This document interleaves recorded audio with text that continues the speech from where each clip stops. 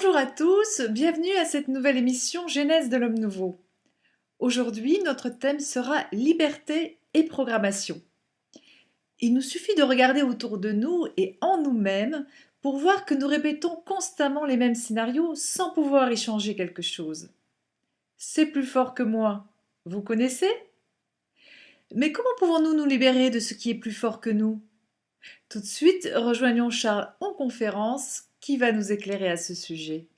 Le langage influe sur nous.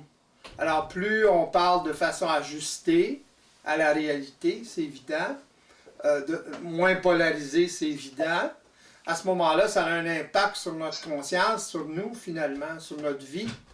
Si une personne, par exemple, est tout le temps en train de parler négativement, par exemple, ou elle emploie des termes polarisés, c'est évident que ça va l'affecter. Ça maintient sa conscience polarisée. C'est dans ce sens-là. C'est pas un langage comme tel, mais c'est d'être attentif, vigilant face à ça. Parce que ça prend du temps avant de réaliser que c'est votre propre langage, la façon que vous parlez, qui vous maintient dans une conscience psychologique, évolutive. C'est très occulte. Les gens ne réalisent pas ça. Ils sont habitués à parler comme ils parlent, puis à être dans la conscience qu'ils sont, etc. C'est pas évident, là. C'est pas aussi évident que les gens croient. Même si ça fait un bout de temps que vous êtes informé, c'est pas évident non plus. Demandez à Pierre, vous allez voir. T'sais? Il peut vous en parler de ça, Pierre. C'est pas évident. C'est très occulte. De sauter aux conclusions parce que vous avez une personne a certaines informations, faites attention à ça. Parce que justement, vous allez garder vos vieilles habitudes de parler, puis de vous exprimer, puis de penser aussi. Puis là, ben, à ce moment-là, vous vous maintenez dans cette conscience-là, malgré vous. Vous n'en avez pas conscience. C'est à ce point-là, c'est occulte à ce point-là. C'est pas évident. Ben, ça revient à l'observation. Ça revient à l'observation, exactement. Il faut observer, mettons, quand on saisit quelque chose qu'on veut l'exprimer, il faut être en observation de ce qu'on dit. C'est ça, au moins. Parce que, ouais, c'est ça. Sinon, parce qu'on n'en pas toujours les mêmes termes. Je pense que, ou je crois que, mais en fin de compte, ça peut se dire autrement. C'est ça, exactement. Puis quand vous le dites comme ça, ben, vous maintenez la croyance, vous maintenez cette tendance-là, vous maintenez une habitude, finalement, de penser, de fonctionner. Fait qu'en prenant conscience, en observant, justement, ben, à ce moment-là, vous réalisez l'impact que ça peut avoir sur vous et sur les autres aussi, qui vous écoutent ou avec qui vous communiquez. Alors, c'est capté vibratoirement par les autres individus, ça. Même s'ils ne sont pas conscients de ça. Voyez-vous? Alors, c'est pour ça qu'ils vous répondent d'une certaine façon. Regardez, par exemple, lorsque je parle, c'est pas tout le monde qui peut saisir ce que je veux dire. Pourquoi? Parce qu'ils sont habitués à fonctionner d'une façon psychologique. C'est pas évident. Je comprends, là. C'est pas facile, ça a l'air abstrait. Mais c'est très concret, au contraire. Mais pour une personne qui n'est pas habituée à fonctionner de cette façon-là, qui n'est pas informée, ou plus ou moins, puis qui n'a pas appliqué dans sa vie cette réalité-là, ben, c'est évident que c'est pas évident. Il me semble qu'elle a dit qu'il y avait une identification aux races, mais je ne suis pas sûre, mais il me semble que oui, aussi. Races. Aussi. Ouais. Oui, c'est ça, oui. C'est ça. Ouais. C'est ça. OK. Oui, oui, exactement. Alors, ça aussi, ça fait partie du karma. Voyez-vous? On doit s'identifier en tant qu'être humain, premièrement. Un être qui est éveillé, il n'est pas assujetti à tous ces karmas-là, si vous voulez. Voyez-vous? De moins en moins, plus il s'éveille, moins il est assujetti à ça. Il se regarde, il se voit comme un esprit dans un corps matériel, et il voit les autres comme des esprits dans un corps matériel. Ça, c'est un corps noir, ou un corps bleu, ou vert, ça n'a pas d'importance.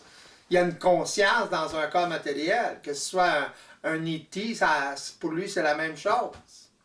Voyez-vous? C'est de l'esprit dans un corps matériel. Il n'y a plus de race à ce moment-là, là, genre. Autrement dit, il y en a, mais l'ego est pas influencé par ça. Moins influencé par ça. C'est là où on voit l'importance de l'opposition, parce que de la même façon que, par exemple, comme je disais, être français et entouré de Français qui critiquent tout le temps, faut une grosse dose de capacité d'opposition personnelle pour pouvoir s'éveiller. Et c'est la même chose personnellement avec toutes nos voix intérieures et tous nos programmes intérieurs. C'est ça. C'est comme si on avait toute la France à l'intérieur. Exactement. Contre vous, finalement. Voyez-vous? Tant que vous ne voyez pas à travers ça, tant que vous ne vous opposez pas à ça, vous êtes influencé par ça. Ça fait partie de vos automatismes. Voyez-vous? De votre karma, de votre mémoire. Alors, ça vous enchaîne, finalement. Ça vous empêche de vous libérer. Voyez-vous? De ça, justement. Ça vous empêche d'être libre, autrement dit. Ça vous empêche de vous éveiller, c'est évident.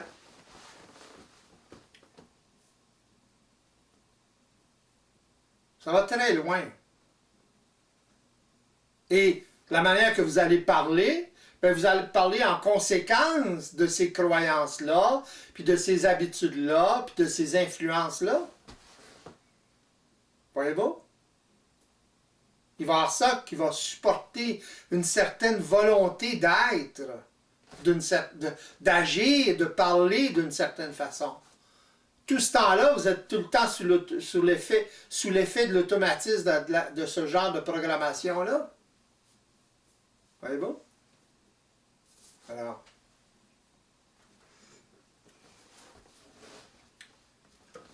C'est pas pour rien que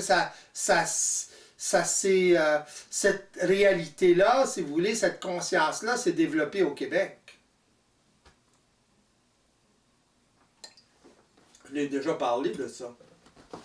À cause justement de l'absence d'identité comparativement aux pays européens ou ailleurs des Québécois. Voyez-vous? Ils ont moins d'identité nationale.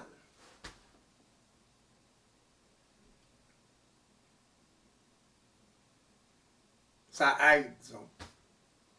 Que la notion d'individu ici est pas si bien vue que ça dans les analyses un peu sociologiques, on va dire. Oui. Mais pourtant, comme je disais, les Français sont en général, sont très individualistes. Voyez-vous? Mais en même temps, sont très collectifs. Pardon? Il y a à distinguer l'individualisme de l'individu comme... En tant qu'esprit dans un corps matériel et en tant qu'individu dans le sens que j'en parle. Voyez-vous? Face au collectif, face à l'influence collective. Voyez-vous? Il y a une différence entre l'attitude psychologique de s'individualiser ou d'être unique. Voyez-vous? Le besoin, l'individualisme, c'est le besoin d'être unique. Autrement dit, c'est un besoin de se valoriser. Voyez-vous? D'avoir une valeur face à la masse collective ou à l'influence collective. Fait que ça donne une mesure de l'influence chez l'individu. Voyez-vous? Où qu'il soit.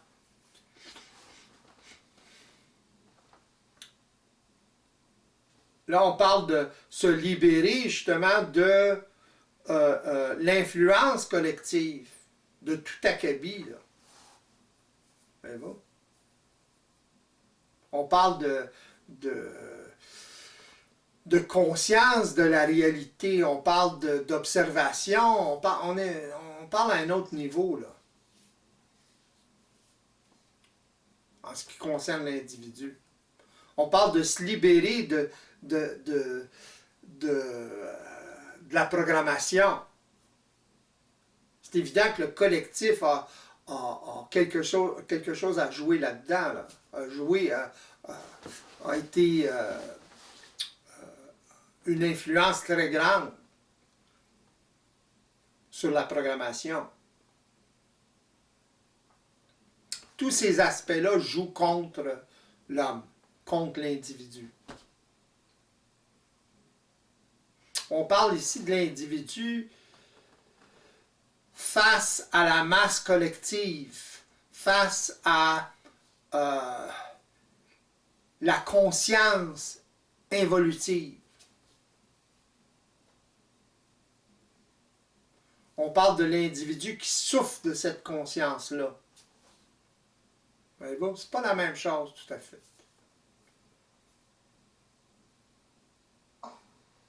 Je pense que pour nous, c'est très important d'entendre ce que vous dites là. Ouais. Parce que je suis pas sûre que cette distinction soit... Non, exactement, ouais. Ouais. C'est ça qui distingue justement réellement l'individu. Voyez-vous? C'est l'individu en premier lieu qui doit primer et non pas le collectif. Si le collectif, ça joue contre l'individu. Toujours ça parle de l'individu. Voyez-vous? Autrement dit, il ne faut jamais que ça brime l'individu. Alors, s'il y a collectivité, il y a toujours l'individu en conscience. Autrement dit, il y a toujours l'important, c'est l'individu. L'important, c'est le bien-être, si vous voulez, de l'individu. Si se regrouper joue contre le bien-être de l'individu, ça ne fonctionne pas. Regardez les régimes, par exemple, communistes, etc. Voyez-vous? Ça brimait les individus au nom du collectif. Ça ne marche pas, ça.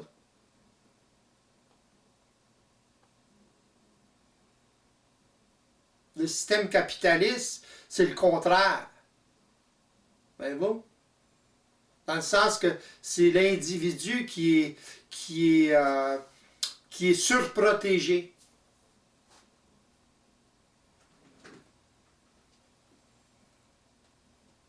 Au dépens d'autres individus ou d'une masse collective.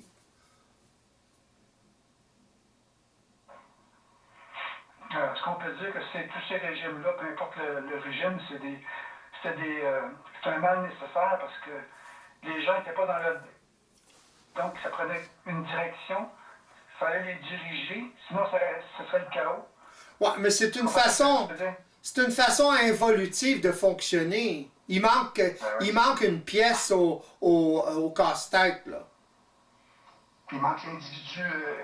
Il manque la conscience de la réalité. Il manque la conscience du système. Comment le système fonctionne. C'est là qu'on est rendu, là. L'humanité, Ouais. c'est là qu'elle est rendue. Ouais. Mais ça passe par l'individu. Ça ne sera jamais collectif, ça. Non, c'est ça. Ouais. Dans le sens collectif, là, comme on le voit aujourd'hui, là. Les masses, là, tu sais, les croyantes, le kit. Autrement dit, c'est chaque individu qui va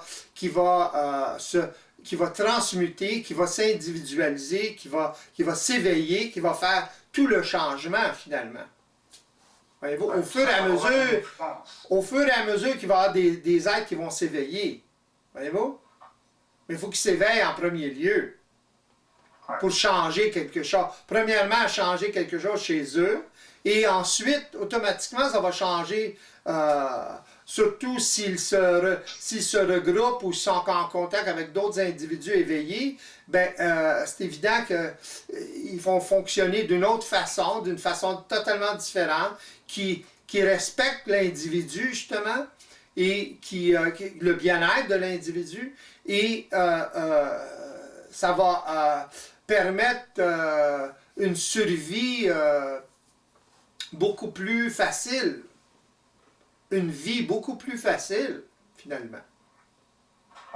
Mais pour être en mesure de vivre ça, ça prend un être qui est éveillé, ça prend un être qui n'est plus assujetti à sa programmation comme l'être involutif l'est. Voyez-vous? Mais il y a en ce moment des prises de conscience, alors des prises de conscience partielles certainement, mais d'individus qui justement commencent probablement à s'individuer effectivement, et qui commencent des co-créations d'ailleurs. Oui, je suis d'accord, mais ils ne sont pas prêts encore à vivre ces co-créations-là. Ils vont vivre des initiations à cause de ça. Pourquoi? Parce qu'ils sont pas éveillés, justement. Je comprends qu'ils veulent le faire. Je comprends qu'ils aspirent à une certaine liberté, mais ils ont de la difficulté à identifier ce qui brime cette liberté-là. C'est ça le problème. Alors, à ce moment-là, ils n'ont pas les moyens pour se libérer. Alors, ils veulent appliquer tout de suite les idées qu'ils ont et ils vont faire de la co-création, mais éventuellement, ça va tourner au vinaigre. Ou ça peut tourner au vinaigre. Ça dépend des individus, là. Mais en général, c'est évident que ça va tourner au vinaigre. C'est initiatique à la base. Tant qu'un individu n'est pas libre de sa propre programmation, c'est difficile de co-créer sans qu'il y ait des tsunamis de temps en temps. Voyez-vous? Autrement dit, c'est sa capacité à régler les problèmes de qu'amène cette co-création-là qui va détruire la co-création. L'incapacité des individus à régler les problématiques qui sont créées par quoi? Par l'influence de la programmation des automatismes chez ces individus-là. C'est très puissant lorsqu'on n'est pas conscient, lorsqu'on n'a pas de conscience des mécanismes. Extrêmement puissant. C'est ça qui joue contre l'homme. Quelles que soient ses bonnes intentions. Puis quel que soit... C'est évident qu'il y a des individus qui peuvent co-créer ensemble. Mais ils sont karmiquement... ils sont programmés pour. Mais ce n'est pas tous les individus qui peuvent faire ça. Voyez-vous? Puis il va y avoir éventuellement, comme je disais, il va y avoir des problèmes, puis ils ne seront pas capables de régler les problèmes.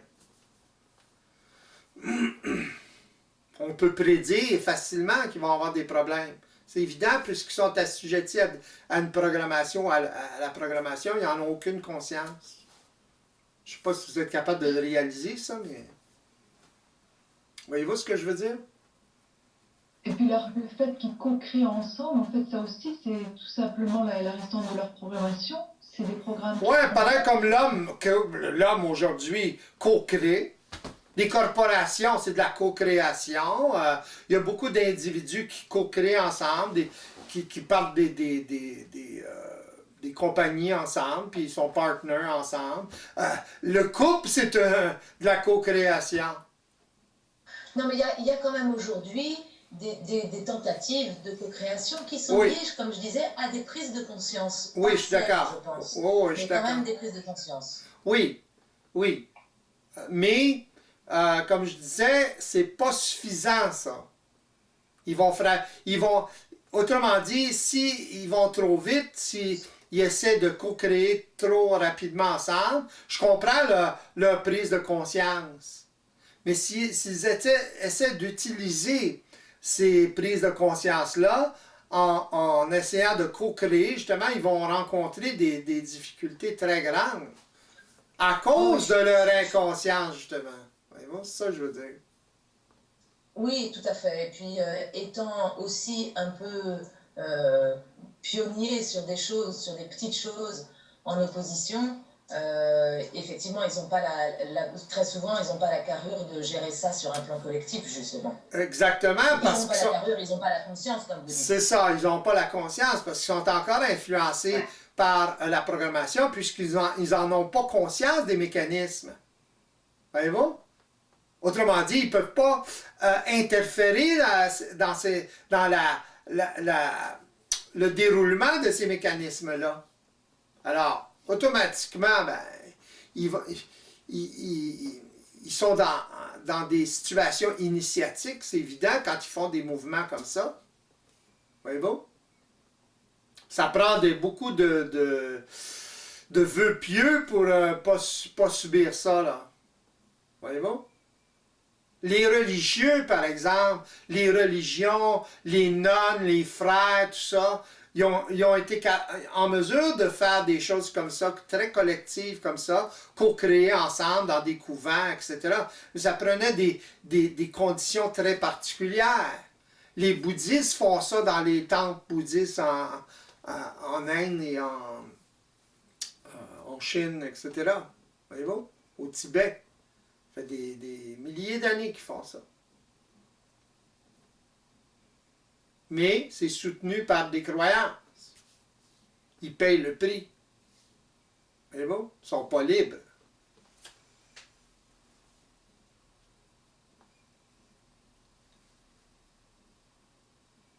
Il faut le regarder dans ce sens-là.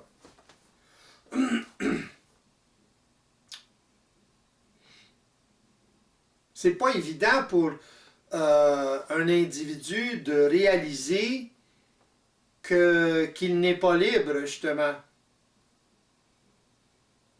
Tant qu'il n'a pas pris conscience de la programmation et de l'influence de la programmation, des automatismes, etc. C'est là que lorsque l'individu commence à être informé, réellement informé, puis réellement prendre conscience à quel point il est programmé, automatisé, tant qu'il ne réalise pas ça, il ne réalise pas à quel point il n'est pas libre. C'est lorsqu'il réalise à quel point il n'est pas libre qu'il commence à s'opposer à ça. Mais pour commencer, il faut qu'il puisse l'observer. Voyez-vous?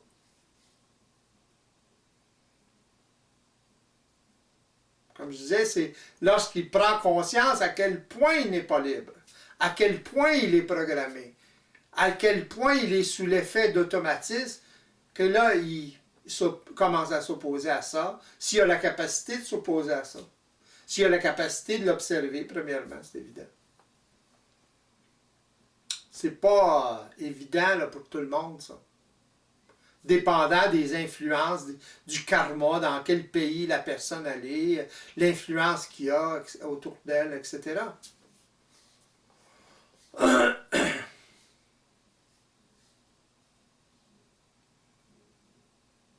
C'est pas populaire, la conscience ou la conscience multidimensionnelle.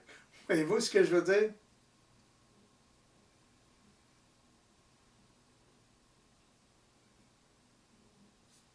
Ça prend des individus. Ça prend des individus particuliers. Là.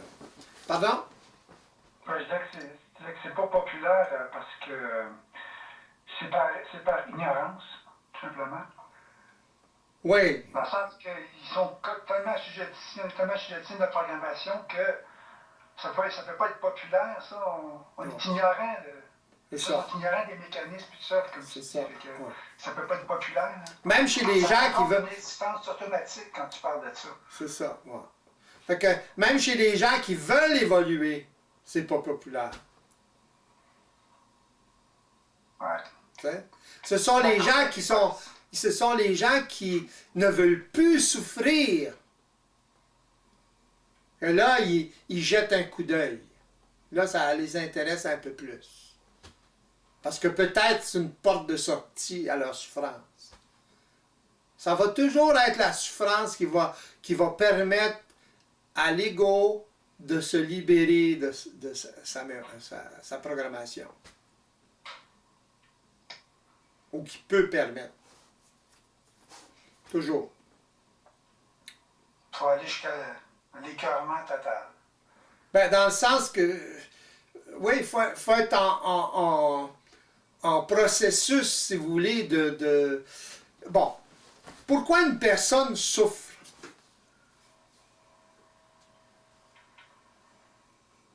Une personne va souffrir parce qu'elle est sous l'effet de sa programmation d'une façon très particulière. Voyez-vous? Plus elle souffre, plus elle est à l'extrême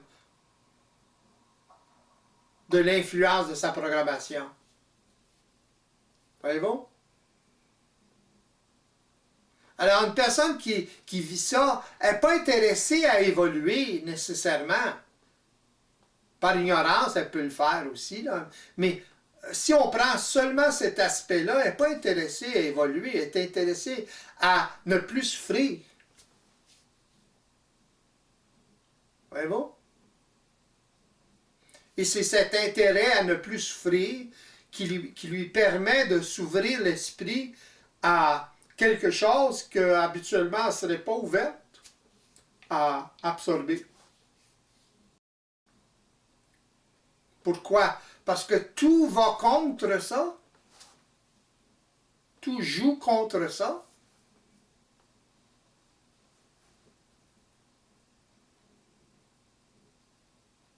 En fonction d'elle. J'ai pas compris tout ce que tu viens de dire. Ah non? Je n'ai pas compris tout ce que vous venez de dire. OK.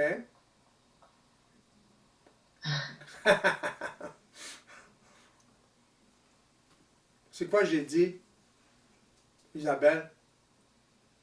Ou Pierre?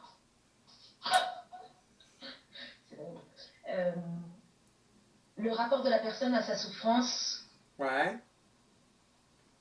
Il n'y a que ça.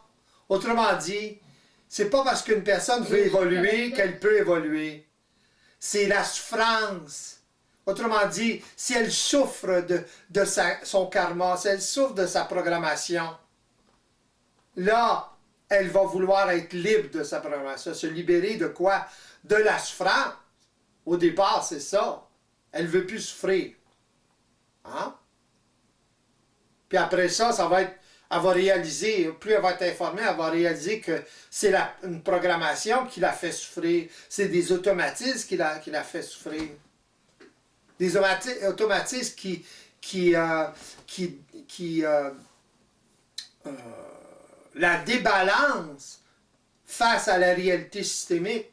Autrement dit, elle n'est pas ajustée. Ces automatismes ne sont pas ajustés, au contraire, à la réalité systémique. C'est ça qui crée la souffrance. Le fait que l'ego n'est pas ajusté à la réalité systémique. Le fait que les programmes ne sont pas ajustés à la réalité systémique. Voyez-vous? Ça se comprend mieux? Oui. Ça va toujours avec la souffrance. Si une personne m'écoute seulement pour évoluer, elle ne pourra pas évoluer. Elle va interpréter, parce que justement, elle est intéressée par de la connaissance seulement. Voyez-vous? Elle pense qu'évoluer, c'est de la connaissance. Mais c'est pas... ça n'a aucun rapport avec la connaissance. Ça a rapport avec des prises de conscience. Ça a rapport à des réalisations. On ne parle plus de connaissance, là. On parle de réaliser ce qui nous fait souffrir dans la vie. Dans le fait qu'on n'est pas bien dans notre peau. Qu'est-ce qui fait qu'on n'est pas bien dans notre peau? Et corriger cette situation-là. Puis la seule façon de la corriger, cette situation-là, c'est de prendre conscience des automatismes, de la programmation qui nous fait agir d'une certaine façon. Et quand on agit de cette façon-là, parce que ce n'est pas ajusté à la réalité systémique, ben on en souffre. Par exemple, une personne qui veut tout contrôler autour d'elle. C'est pas réaliste, si vous voulez. Mais la personne étant sous l'effet d'automatisme, ben, elle a tendance à vouloir contrôler son environnement. Le problème du contrôle, c'est l'absence, lorsqu'il y a absence de contrôle. Alors, lorsque la personne perd le contrôle, c'est là qu'elle souffre. Pas pendant qu'elle contrôle, c'est évident. Elle a du fun pendant qu'elle contrôle. Elle a du plaisir à contrôler. Pourquoi? Parce que ça répond à la volonté des programmes. Mais c'est quand elle ne contrôle pas, là, ça va plus. Là, elle est insécure. Là, la personne,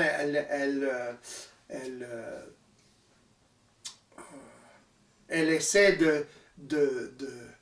dans son mental, elle essaie de contrôler, elle essaie d'anticiper les situations, puis c'est là que la souffrance commence. Le seul fait de ne pas être en contrôle, ça la met en vibration. Pourquoi? Ça la met dans une situation d'insécurité totale. La personne, pourquoi qu'elle essaie tout le temps de contrôler? Pour se sécuriser. Mais contrôler l'extérieur, c'est pas évident, là.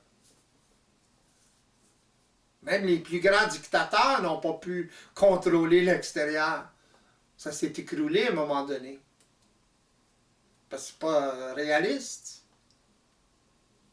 Que ce soit les gouvernements actuels dans le monde qui essaient de contrôler la population, ça va leur sauter d'en face à un moment donné.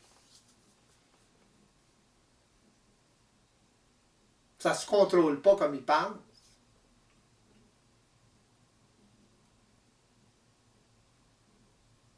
Si vous remarquez, ceux qui sont à la tête de ces gouvernements-là, très contrôlants, sont assujettis à des programmes du genre. C'est évident. Il faut que ça vienne de quelque part, cette affaire-là. Regardez le régime communiste de la Corée du Nord. Regardez les résultats que ça donne. Ah, ils contrôlent.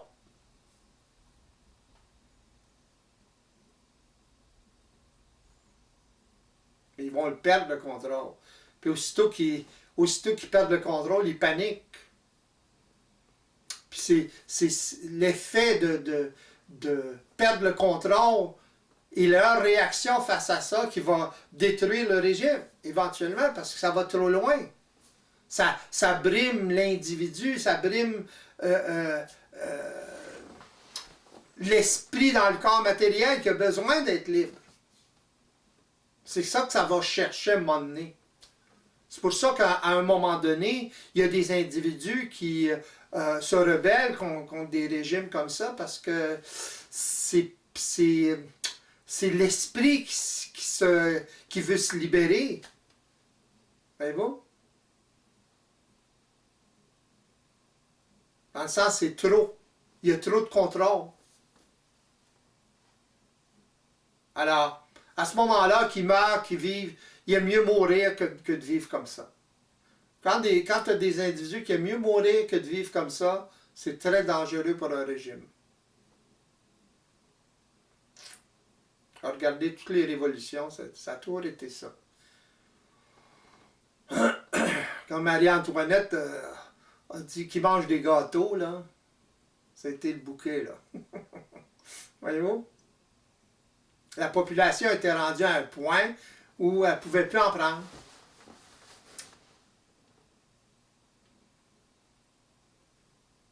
Il y avait d'autres influences, c'est évident. Mais c'est comme ça que ça fonctionne.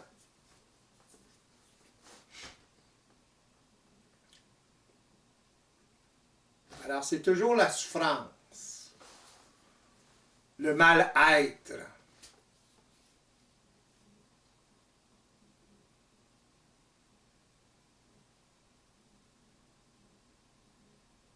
Qui pousse l'individu ou qui fait évoluer l'individu finalement.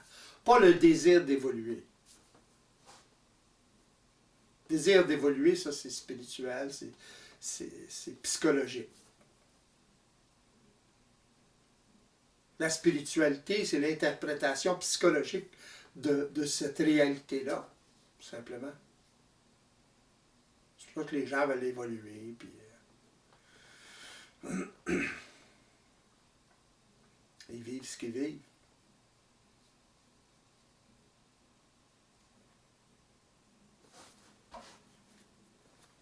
Message reçu.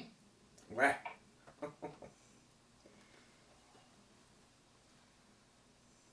C'est comme ça.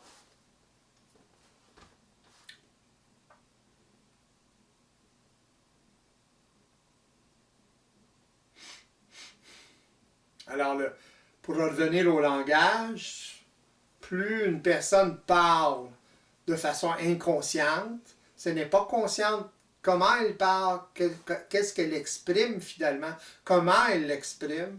À ce moment-là, ça nourrit toute la programmation, c'est évident, ça nourrit des habitudes, ça nourrit une conscience finalement. C'est comme ça qu'une conscience involutive, par exemple, ou psychologique, se maintient. Les gens parlent entre eux, ils parlent de la même façon. Chez des personnes qui commencent à s'éveiller ou qui s'éveillent, ils vont parler ensemble d'une autre façon. Alors ça va les aider à s'éveiller encore plus, c'est évident. Regardez vous autres, par exemple, face à moi, entre vous autres, etc. L'influence que ça a.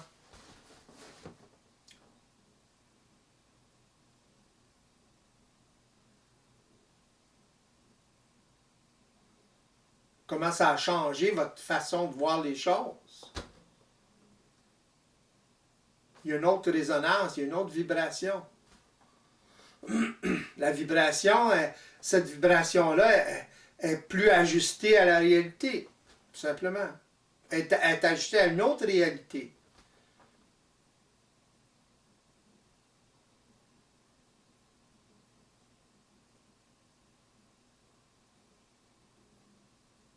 C'est ça l'homme nouveau. Ça va prendre cet être-là, éveillé, plus éveillé, pour que justement il y ait le changement tant attendu, si vous voulez. Et le changement, il ne viendra pas tout seul. Il va partir de l'individu. Ceux qui attendent des événements là, particuliers, c'est évident qu'il va y avoir des événements qui vont éveiller des consciences dans le sens que ça se passe déjà, là, qui vont faire souffrir les gens, justement. Comme le gâteau de Marie-Antoinette. Là,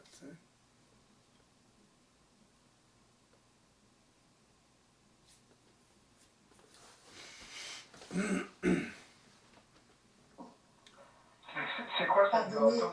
Ben, c'est Marie-Antoinette qui avait dit, il y avait un de ses ministres qui avait dit, ben, les gens n'ont plus de pain. Alors, il a dit, qui mange du gâteau? C'est la goutte qui a fait déborder le vase. Il paraît. T'sais? Ils n'ont plus de pain, ils n'ont plus rien à manger. Ils n'ont plus de pain, qui mangent des gâteaux. That's it.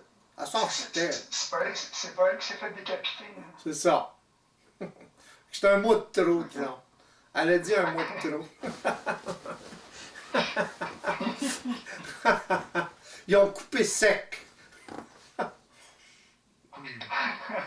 Tu sais, ben, ça pousse à l'extrême. Alors, la souffrance, ce que je voulais dire par là, c'est la souffrance du monde dans ce temps-là. Tu sais, quand tu n'as plus rien à manger, là, tu fais face à la mort. Fait que là, pousse pas le monde à la bout, là, comme ça, là.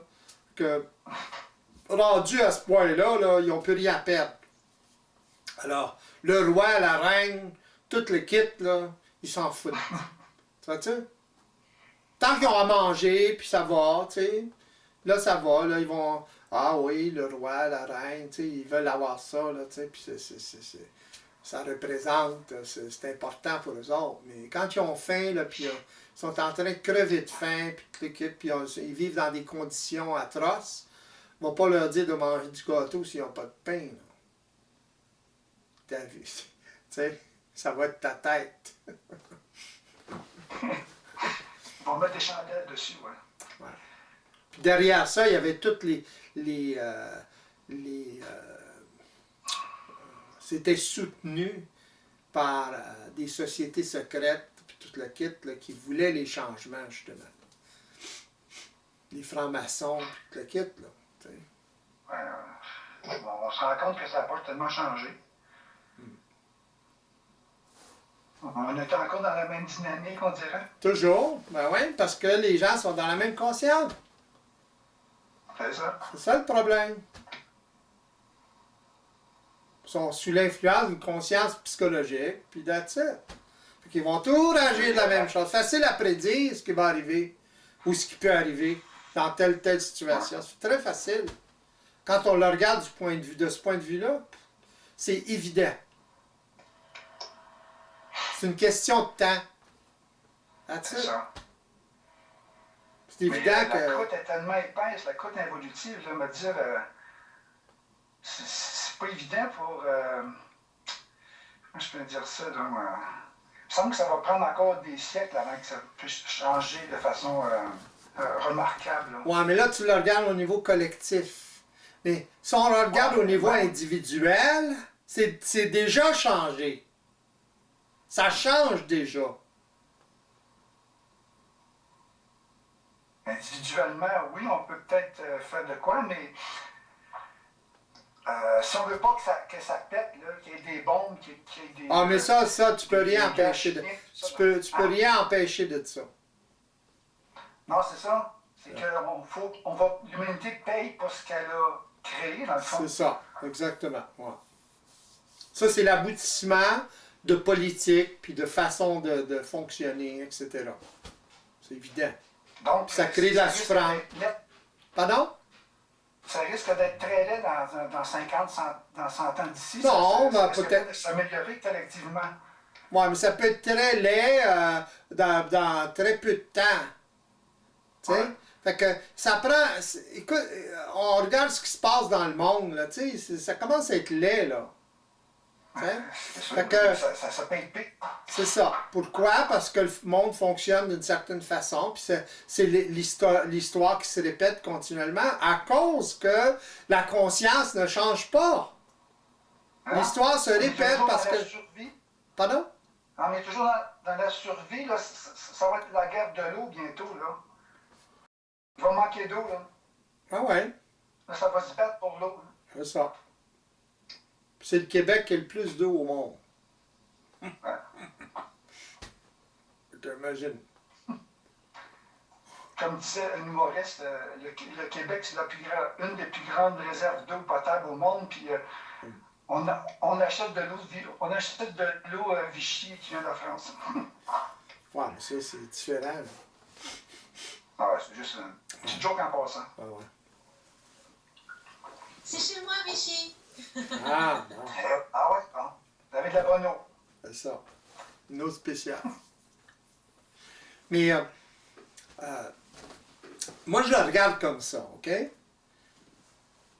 S'il y a 2 individus qui sont éveillés, 3 individus, 4 individus, 5 individus, c'est déjà un monde. Le monde est déjà changé lorsqu'il y a un individu d'éveillé. Il ne faut pas le regarder au niveau collectif. Il faut le regarder au niveau de la conscience. Voyez-vous?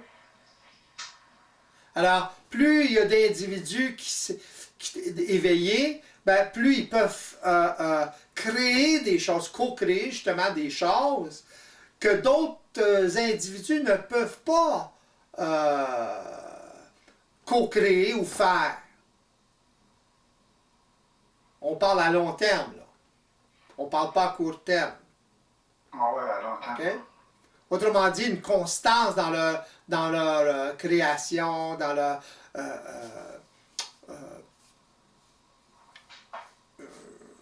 leur créativité.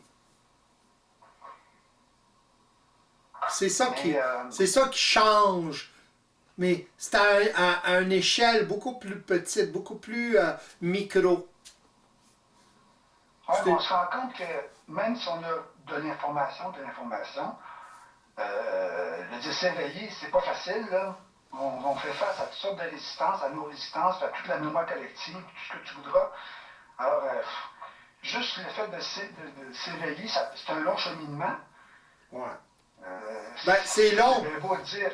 C'est long parce que vous maintenez. C'est long parce que vous maintenez la puissance de la programmation contre vous. C'est moins long quand vous commencez à utiliser. On n'a comme pas le choix de la maintenir. On est constamment récupéré psychologiquement par notre programmation. On a beau observer. Pour moi, ça, c'est des. on se débat Pour moi, ça, c'est des très bonnes justifications, mais c'est quand même des justifications. Ouais. Ouais. Alors, mettez moins d'importance au collectif qui joue contre vous et plus d'importance à la... Commencez par la programmation. Vous allez voir que le reste va dégringoler vite. Parce que c'est la programmation qui est la plus forte, si vous voulez. L'influence la plus forte, c'est la programmation. OK? Que les collectifs là-dedans, là, c'est beaucoup moins fort. Commencez par observer et vous opposer à tout ça. Là. Après ça, vous allez voir que le reste, c'est de la petite bière. Ah, mais c'est ça que je dis, Charles. Quand je parle de résistance, on fait face à plein de résistance, je parle à nos propres résistances, à notre propre... Ouais, mais c'est à vous autres des observer puis vous opposer à ça. Si vous en souffrez, pourquoi vous continuez à le nourrir? Prenez-en conscience. C'est ça l'observation. Fait que vous avez intérêt à une chose, à développer une capacité d'observation multidimensionnelle. Si vous dites ce que vous dites, c'est parce que votre capacité d'observation multidimensionnelle n'est pas suffisamment développée. Alors développez-la. Tu sais? Voyez-vous? C'est facile à dire, ça. Facile à dire, c'est facile à faire si vous ne voulez pas si vous voulez pas la perfection en partant. Pour développer une capacité d'observation multidimensionnelle, il faut faire des erreurs. Il faut faire les mêmes erreurs, mais en les observant. À la suite. Alors, à ce moment-là, vous êtes même si vous l'avez subi, vous êtes quand même en observation multidimensionnelle de l'avoir subi. Puis c'est comme ça que ça commence. Il faut la développer, cette capacité-là. On ne peut pas l'avoir parfaitement en partant. Si vous voulez l'avoir parfaitement en partant, vous ne l'aurez jamais. Vous créez du temps à ce moment-là. Ou le temps qu'il y a entre un et l'autre. C'est très subtil. Alors, il faut l'intégrer. C'est comme ça ça s'intègre. Ça commence comme ça. On peut pas intervenir parfaitement au début. Alors, on intervient en prenant conscience qu'on s'est fait avoir, comment on s'est fait avoir, etc. C'est déjà de l'observation multidimensionnelle, mais pas dans l'immédiat.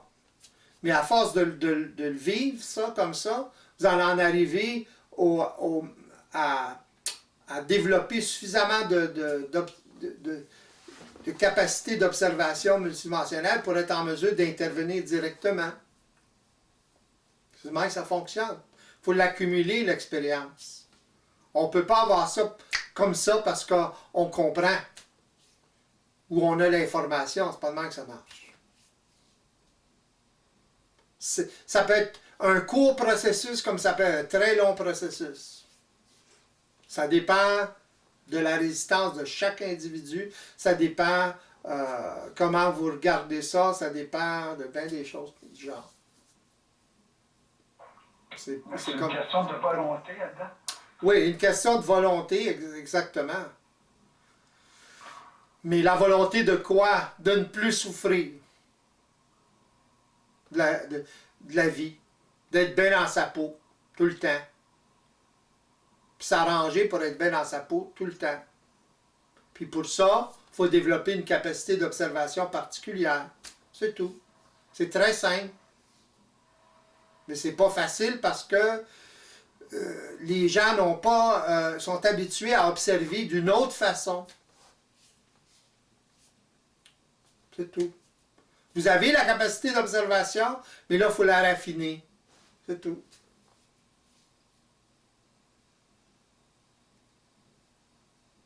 Mais vous avez des habitudes, autrement dit, des automatismes à observer de façon psychologique.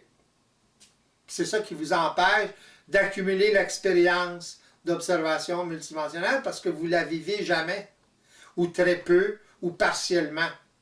Il est toujours teinté d'observation psychologique. C'est ça le problème de tout le monde. C'est contre ça, il faut se battre. Faut être vigilant par rapport à ça. Il faut développer une vigilance. C'est la souffrance de ne pas le vivre qui va vous amener à être plus vigilant, puis, etc., etc. C'est vraiment que ça marche. Tout au long de cette émission, nous commençons à cerner la nécessité de nous libérer d'une conscience inférieure sous l'emprise de laquelle nous vivons au quotidien. Cher nous fait prendre conscience de toutes les influences collectives que nous subissons sans le savoir. Il nous fait saisir la difficulté de s'individualiser du fait même de notre lien émotionnel au collectif. Il nous précise également que nous nous maintenons sous la coupe d'une conscience polarisée par l'usage inconscient de la parole sans aucune réalisation de l'impact qu'elle a sur nous. L'essence même transcrite dans cette émission est celle de la liberté face à la programmation. Charles nous fait prendre conscience que pour l'acquérir, nous devons développer une capacité d'observation multidimensionnelle nous permettant de ne plus renforcer notre programmation et de l'utiliser au lieu de la subir. À ceux qui sont prêts à vivre ce processus de transmutation, nous proposons des consultations privées ou en groupe qui faciliteront l'accumulation de l'expérience dont vous avez besoin pour devenir autonome. Sur ce, je vous souhaite une belle année 2015 et vous donne rendez-vous le mois prochain pour une nouvelle émission.